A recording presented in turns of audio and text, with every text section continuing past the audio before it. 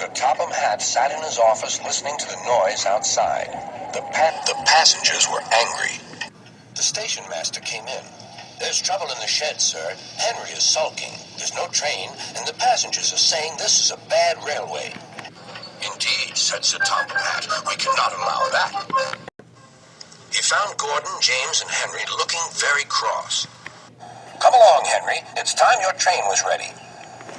"Henry's not going," said Gordon. "We won't shunt like little tank engines. That was Thomas's job. We're important tender engines. You fetch our coaches and we will pull them. Tender engines don't shunt." "We'll see about that," said Sir Topham Hatt. "No engine on my railway is too important for small jobs." And he hurried away to find Edward. The yard has never been the same since Thomas left to run his branch line, he thought sadly. Edward was shunting. "Leave those freight cars, please, Edward," said Sir Topham Hatt. "I want you to push coaches for me in the yard." "Thank you, sir. That will be a nice change." "That's a good engine. Off you go, then."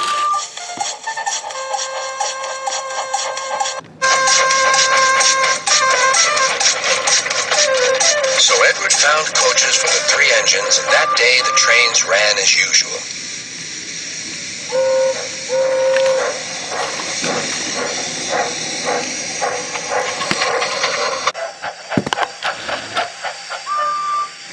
But next morning, Edward looked unhappy. Gordon came clanking past, hissing. "Bless me," said Sir Topham Hatt. "What a noise!" "They all hiss me, sir," answered Edward. "They say tender engines don't shunt, and last night they said I have gray wheels. I haven't, have I, sir?" "No, Edward, you have nice blue ones, and I'm proud of you. Tender engines do shunt, but all the same, we do need another tank engine here." He went to a workshop and they showed him all sorts of engines.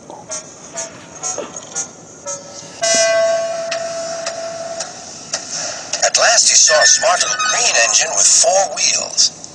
"That's the one," he thought. "If I choose you, will you work hard?" "Oh, sir. Yes, sir. That's a good engine. I'll call you Percy."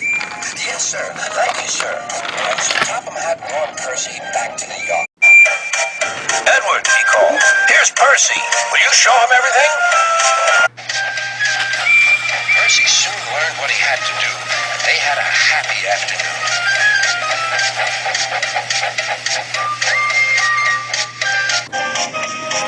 Then Henry came by, hissing as usual.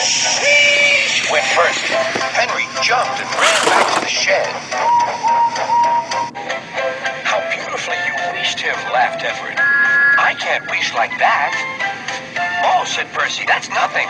You should hear them in the workshop. You have to wheesh loudly to make yourself heard." Next morning, Thomas arrived.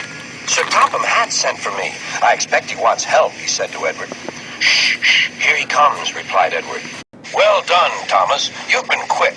Listen, Henry, Gordon, and James are sulking. They say they won't shunt like little tank engines.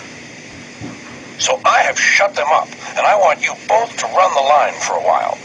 "Little tank engines indeed," snorted Thomas. "We'll show them. And Percy will help too." "Oh, sir. Yes, sir. Please, sir," answered Percy.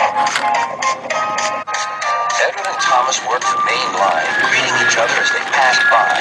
Percy puffed along the front line. Thomas was anxious about Annie and Clarabelle, but both driver and conductor promised to take care of them. There were fewer trains, but the passengers didn't mind. They knew the 3 other engines were having a lesson.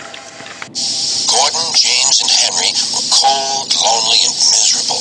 They wished now they hadn't been so silly.